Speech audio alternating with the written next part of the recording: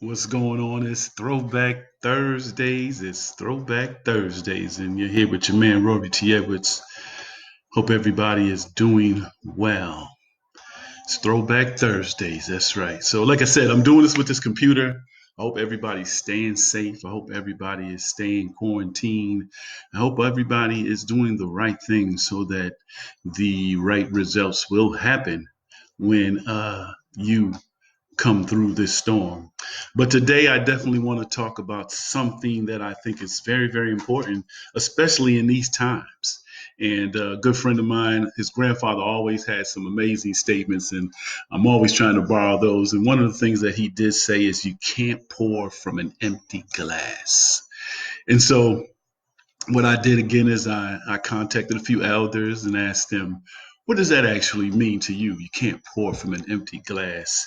And I think it's so fitting for this particular time that we are in because in many cases, in many households, there are many people who are taking care of multiple people.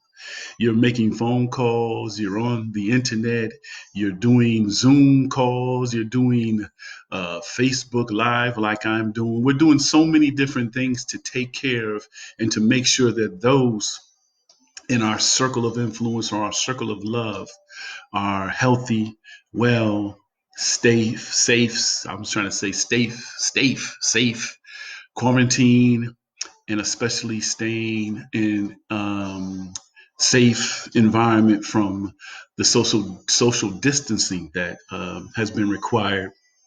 But what we've seen is that this thing is not stopping. And so we have to be very cautious of where we socialize and how we choose to socialize. And I understand that sometimes we believe that it's not going to be me, is that I can go to the grocery store because I am social distancing or I am doing this or I'm wearing my mask and I'm wearing my gloves. But there are other offices that this virus can get in and can cause some major damage. So just please be safe. And that's why I say you can't pour from an empty glass, because sometimes people just go and people just go and people just go and they never stop to find their place of peace and happiness. And so, what is your place of peace and happiness? Your place of peace and happiness is a place where you can just be still, where you can sit and you can receive all of the information and all of the blessings that you are supposed to receive. But also, it's a place where you reboot your energy, your commitment to your outcomes. It's a place where you just find happiness. It's a place where you just find serenity. It's a place where you can go where nothing in the world is bothering you, where you can get away from all of the TV, all of the Facebook messages, all of the Twitter messages, all of the IG messages, all of the LinkedIn messages, all of the social media, all of the buffoonery by the person who occupies 1600 Pennsylvania Avenue. Because at the end of the day, what you take in from your soul, what you take into your soul, will definitely either have to be regurgitated or it will have an effect on you. And there's so many people and so many people that are just absorbing, and I receive so many messages in Messenger, and people are telling me that this is the way that they're going to prevent the coronavirus, this is the way that we're going to do this, and all of that information has not been proven. And so I'm just saying to you is I'm not a coronavirus expert. All I am is an expert on you finding your place of peace and happiness, and that you need to go back and to find what it is that's going to make you come out on the end of this as successful and more successful than when you went into it. So, what does that mean when I say finding your place of peace and happiness? There's a few things that I'm just going to share with you that I think you could do that will actually help you in this place. One of the things when we talk about a place of peace and happiness, one of the things that I really want to tell you is that it's a fact. This is not something that I'm just making up. You have to visualize what that looks like. You have to visualize what the end result looks like.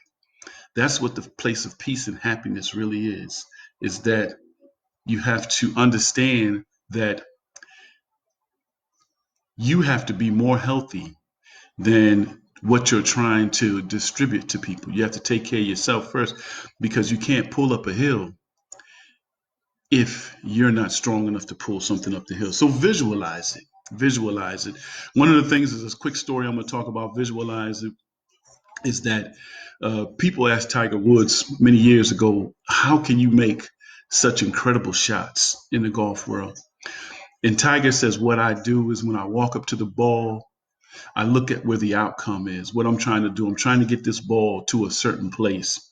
And I visualize it and I see it and I see the shot happening and I see the result that I am trying to accomplish. And that's what I do. I visualize it first and then I complete the shot. That's what we have to do. It's a fact that your place of peace will give you the opportunity. And like a good friend of mine just said, Stephania said, you have to reset. You have to reset. You have to do that. And so you have to visualize it. What's the second thing that'll happen? If you find your place of peace, it will give you a change of life. It will give you tranquility, a transformational tranquility. It will give you the opportunity to wake up in the morning with energy and vigor that will give you the opportunity to then pour from a cup that is not empty, but a cup that's full. And so the third thing, what will it do? The third thing that this will happen, it won't cost you a thing to find your place of peace. We're putting so much value on the results that the results may be your place of peace, but it won't cost you a penny. It won't cost you a single penny. This is all free. There's a saying that says the best things in life are free. But sometimes we have to find out and understand that you can't pour from an empty glass. I just like to say, that I appreciate those who have followed me and who continue to follow me and to continue to share these messages. And just want to say thank you for following me on my Throwback Thursdays. I'm going to start to do a little bit more. I guess I'm falling into the trend a little bit more like people, just trying to help people. But also, I got to find my place of peace. And that's what I'm getting ready to do. I have a little place that I go and I walk, and I just clear my mind and get my spirit back in order so that I am able to give you the best of me at the particular time that I'm trying to give to people. So just like to say to all the people that have joined, who are following, thank you so very much. Authoress Wanda, thank you very much for following. My cousin Paula is following. Dawn, how are you? Again, Stephanie, thank you for following me. And I want you all to definitely understand in this particular time that we're in, you can't pour from an empty glass. All right, that's my Throwback Thursdays for this Thursday, April 2nd. Time is moving. The one thing that will wait for nobody is time. So use your time wisely. Keep yourself healthy. Reset yourself. Reboot yourself. Find your place of transformational tranquility. And I guarantee you that in the end of the day, you will come out much stronger than when you went in. All right. Follow your man. You can send me an email at rorytedwards1@gmail.com, or you can follow me and send me some information on my website. We're putting things together. We're building something that's going to be monumental coming out of this COVID-19. We're just continuing to build. I want to say thank you very much for all those who have followed. Hit me on my website. It's www.rorytedwards.com. All right. I thank you for following. Again, this is your man, Rory T. Edwards. Appreciate all of you. For following. And we'll see you real soon. You be well. You be well and you stay safe. And remember, you can't pour from an empty glass. Stay strong. Stay committed. Stay committed to the Creator. He has all the answers, and he'll continue to bless you if you continue to uplift his name. All right. You all be well. Be well.